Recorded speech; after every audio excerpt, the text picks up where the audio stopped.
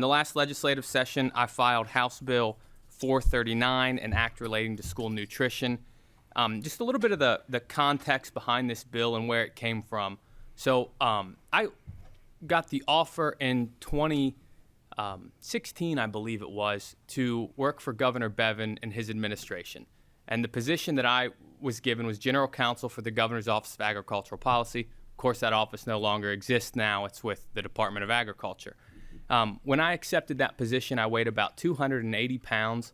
I was very unhealthy and just wasn't doing what I should be able to be doing. This nice photograph of me next to Congressman Comer. He wasn't Congressman Comer yet there at the time, but he looks good and I don't. And I decided that I was going to learn a little bit more about agriculture and understand where our food comes from.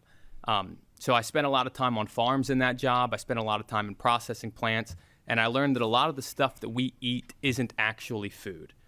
So it's always been an issue of mine that I wanted to get back to.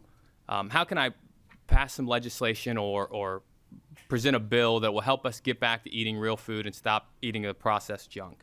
One of the difficulties, and you'll notice that in the way that this bill is worded, is defining what ultra-processed food is. A lot of people might think you're talking about hot dogs or you're talking about something like that. But in reviewing a lot of medical review journals and looking into how we define that, the easiest way to do that is to define ultra-processed by looking at what chemical additives are put into the food. And so just to go briefly through the bill, that's when you look at Section C and we go through those 11 items there that we want to prevent from being served in schools. Those are those chemical abstracts that we would be preventing. And I do want to point out, importantly, that we define school day in this bill, and school day is defined as when the first student arrives at that school and when the last instructional class is finished. So it may, kid may get there at 6 a.m., that's going to start your school day, but it's going to end there at 3 o'clock when that last class is finished. So this bill wouldn't prevent schools from having concession stands at sports games where they might sell an M&M or a Skittle or something like that.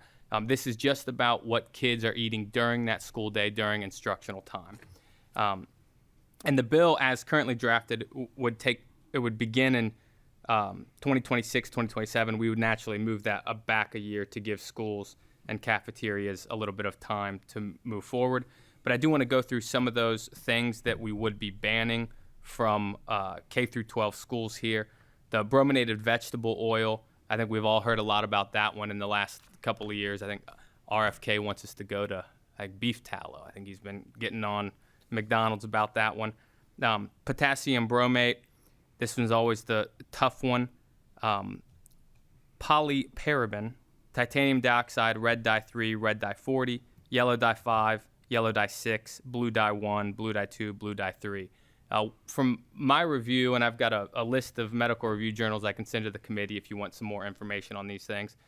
But a lot of these things are your additives in candies, your additives in confectionaries, baked goods, cereal, sport drinks, those kinds of things. They're not necessarily that normal nutrition that you need or that you would get from a meal. And then some of the health effects that these things cause, based on my review of some medical review journals, a lot of it is dealing with your endocrine system. So Senator Douglas is going to know a lot more about the endocrine system than I think any of us, the rest of us. But that's your metabolism. That's the way that you process a lot of these foods and how your body uses energy effectively and efficiently. So it's a simple bill. If there's any questions from the committee, I'm happy to answer those.